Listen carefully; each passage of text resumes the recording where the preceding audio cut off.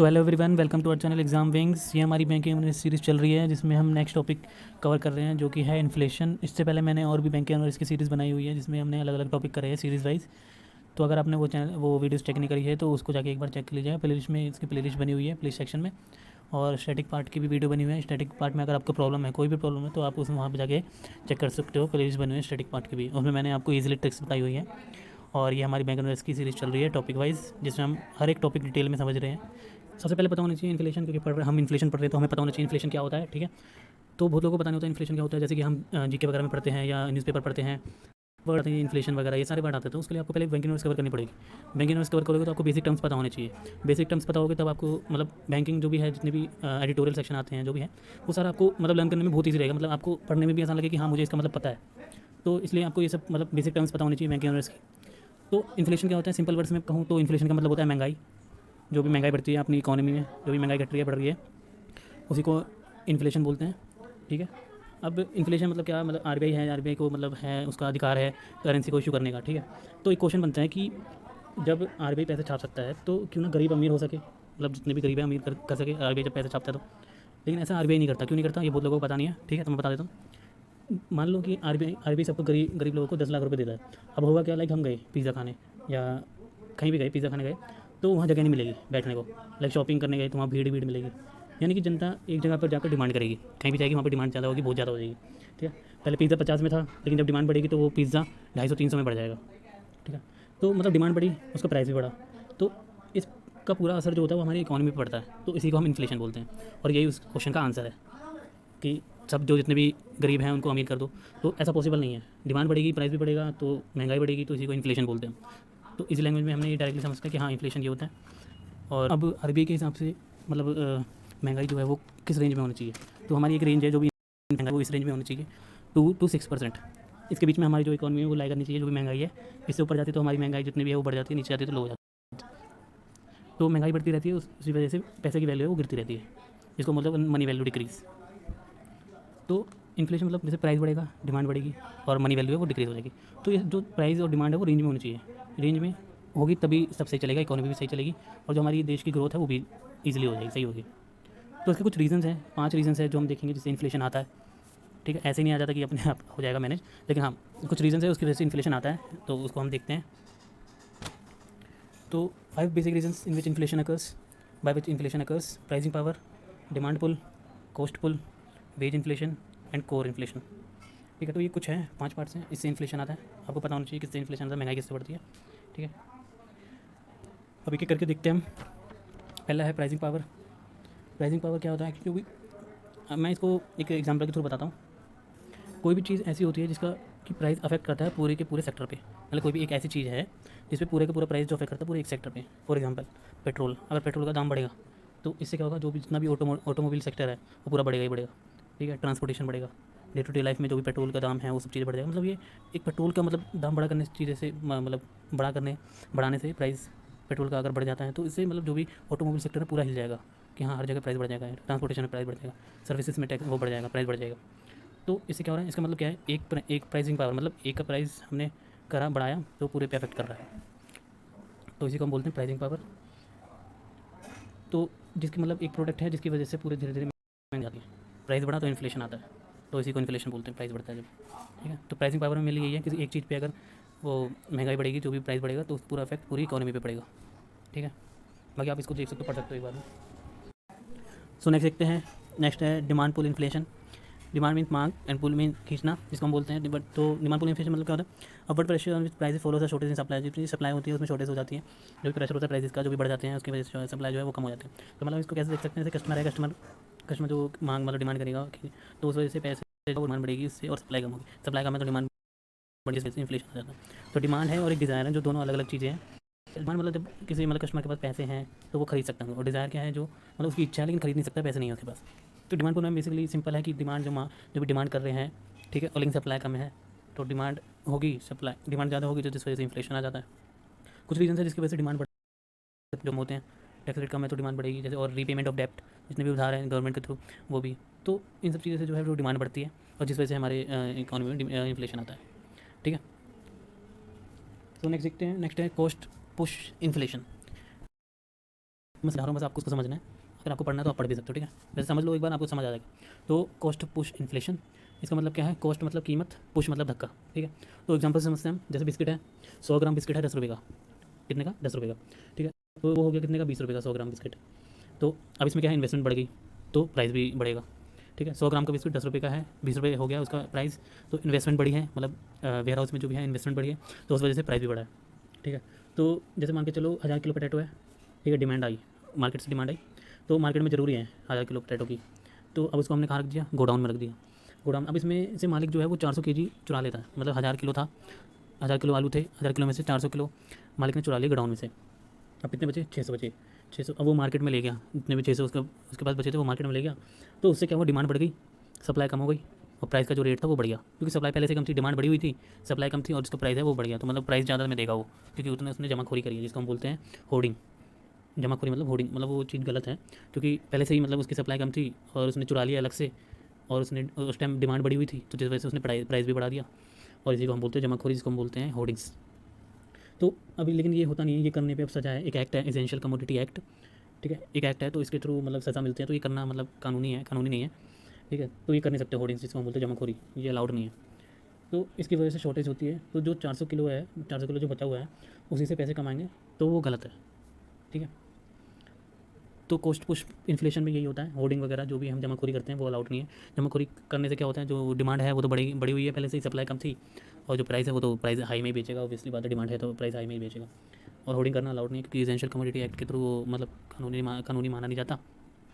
तो इस वजह से जो शॉर्टेज है 400 किलो जो बचा हुआ है, वो पैसे कमाना है वो गलत है।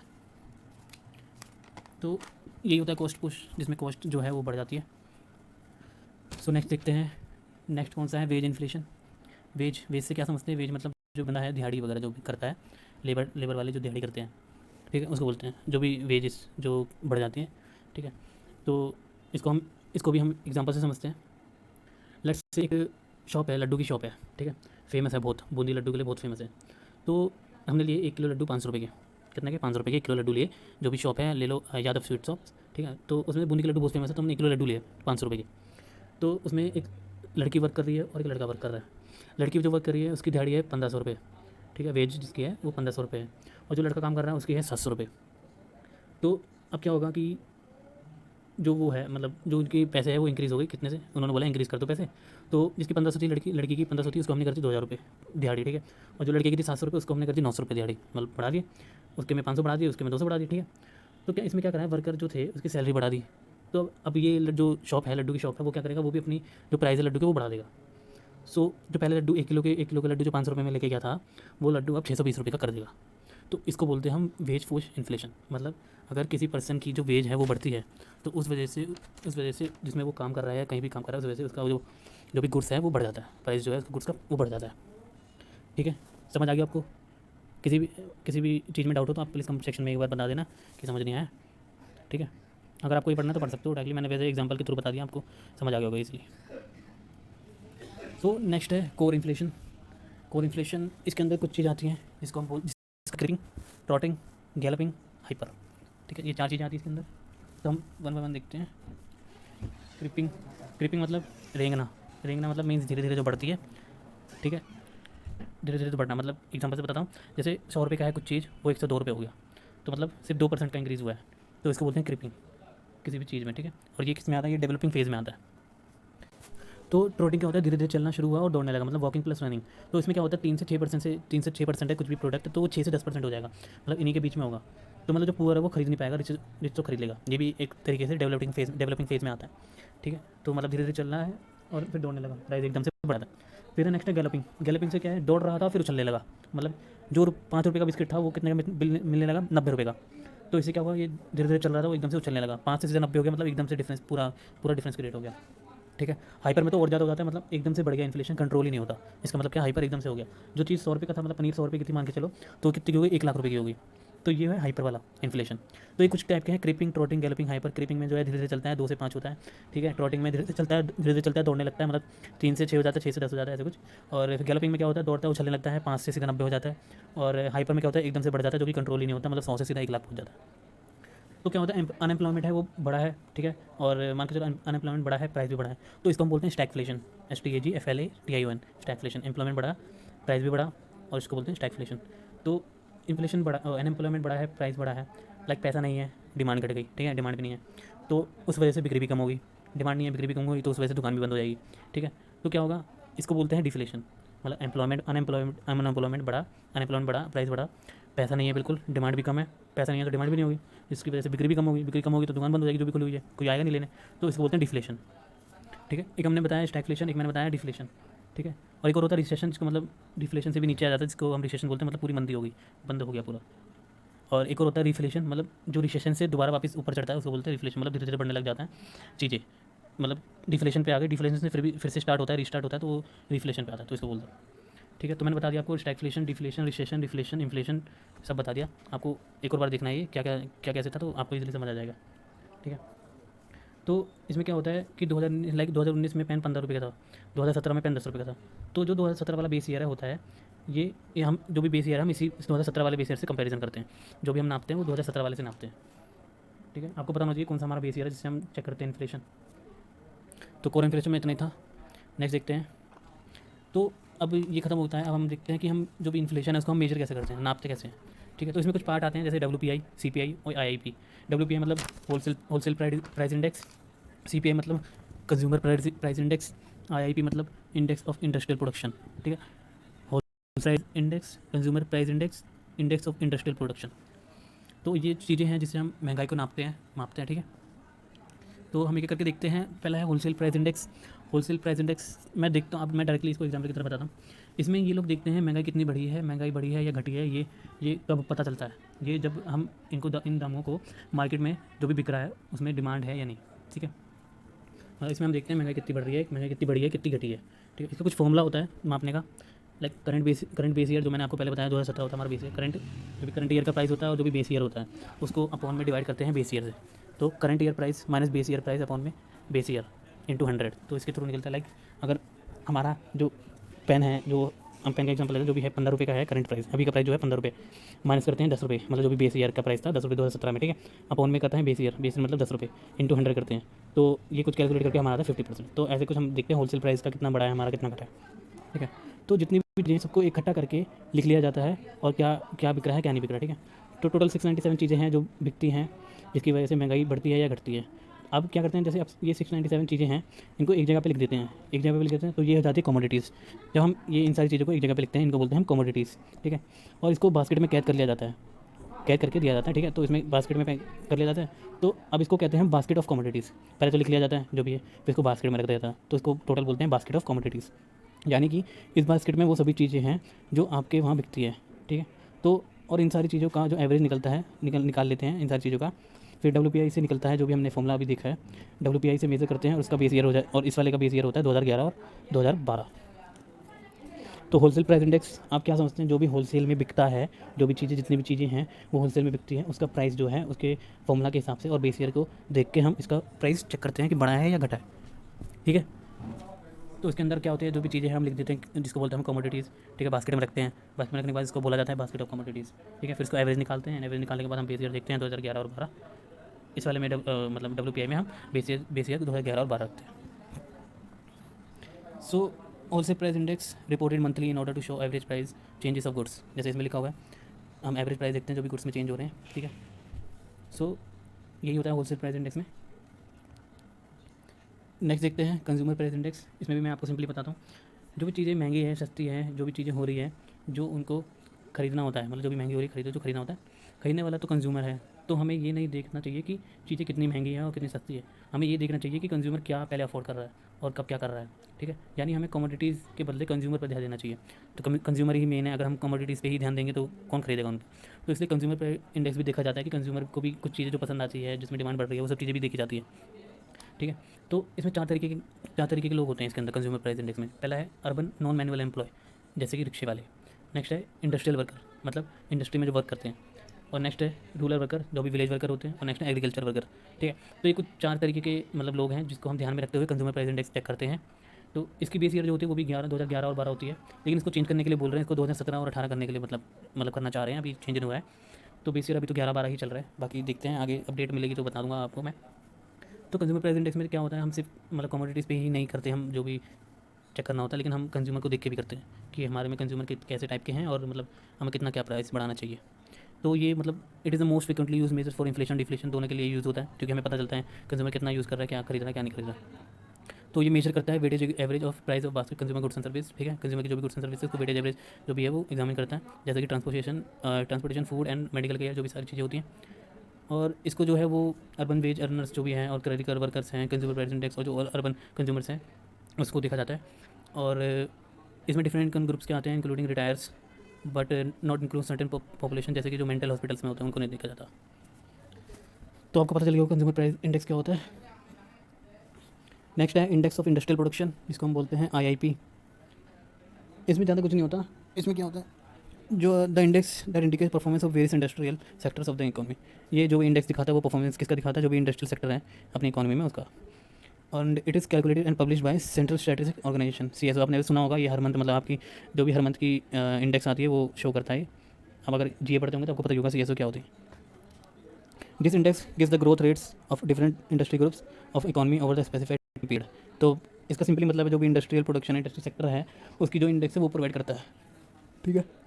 तो बेस ईयर बढ़ रहा है या घट रहा है ये सब कौन देखता है, MOSPI, MOSPI मतलब ministry of statistical and planning implementation.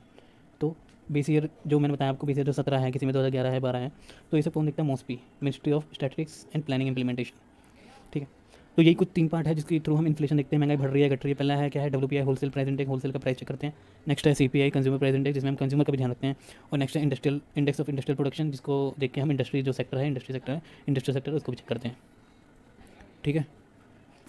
तो इसके अंदर क्या है, इसके अंदर कुछ सेक्टर्स हैं जैसे मैन्युफैक्चरिंग हो गया, माइनिंग हो गया, इलेक्ट्रिसिटी हो गया, ठीक है। और कुछ capital goods, basic goods, intermediate goods, infrastructure goods, consumer durables, consumer non durables, ठीक है। तो ये सारे सेक्टर्स हैं।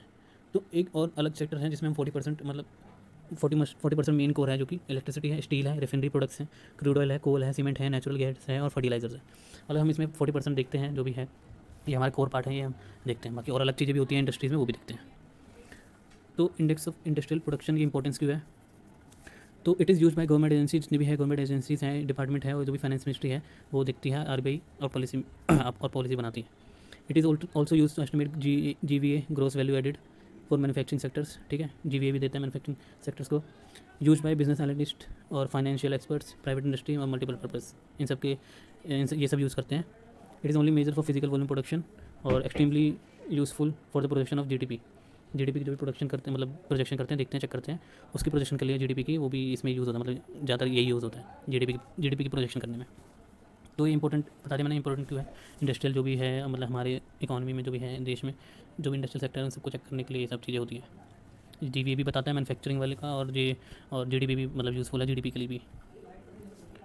नेक्स्ट है जो भी अभी मतलब IIP में जो भी लेटेस्ट चेंज हुए वो मैंने चेंज बता दिया आपको इसमें भी, जैसे कि अभी 2017 में हुआ था। तो जो भी मॉडिफिकेशन है लाइक चेंजिंग वो भी है, बेस ईयर जो भी है, तो सारे आइटम जो भी चेंज हुए थे। तो अभी जो है जो करंट बेस ईयर है वो 2011-12 है, जो पहले का बेस ईयर था वो 2004 और 5 था, ठीक है। अभी का मैंने बताया ना आपको 11-12 चल रहा है अभी का IIP में भी और उसमें भी, लेकिन पहले का था जो 2004 और 5 था। ये सब जो चेंज वगैरह है ये सब कौन देखेगा, ये MOSPI देखेगा, मैंने आपको बता दिया। तो ये कुछ आइटम्स है जो इंक्लूड हुए हैं, जैसे refined palm oil, surgical accessories, cement clinkers, तो ये कुछ ऐड हुए हैं अभी न्यू। और कुछ आइटम है जो रिमूव हो गए, जैसे chewing tobacco, toothbrush, calculators, fans, watches, pens, ये सारे आइटम्स थे वो पहले भी रिमूव हो गए। कुछ ऐड हो गए, कुछ रिमूव हो गए, ठीक है। आपको मतलब पता होना चाहिए क्या क्या ऐड हो गया, क्या रिमूव हो गए। सो हमने टोटली देख लिया पूरा इन्फ्लेशन क्या होती है, महंगाई कैसे बढ़ी, कैसे क्या से मेजर करना है, क्या टाइप्स हैं, ठीक है, सारा देख लिया है। तो यही था इन्फ्लेशन के अंदर, और ये हमारा मतलब मॉनेटरी पॉलिसी के अंदर ही आता है, तो इसलिए मैं सोचा ये अलग से टॉपिक है तो इसको पढ़ा दिया जाए। तो अगर आपको मतलब मेरा जो पढ़ाया हुआ है वो पसंद आ रहा है तो प्लीज़ इसको चैनल को सब्सक्राइब करिए, लाइक करिए और शेयर करिए अपने फ्रेंड के साथ। और हम इस सीरीज़ में पूरी बैंकिंग एवरेज कवर करेंगे। और अगर आप चाहते हो कि हाँ मतलब करंट अफेयर्स की भी अगर वीडियोज़ चाहिए आपको रिवीजन टाइप, तो आप बता देना, मैं उसको भी रिवीजन टाइप आपको बना दूँगा, जो भी अपकमिंग एग्जाम्स हैं उनके लिए, ठीक है। सारे इंपॉर्टेंट वाले पॉइंट्स डालूंगा और आपको रिवीजन करा दूंगा डे टू डे लाइफ में, ठीक है। तो थैंक यू सो मच।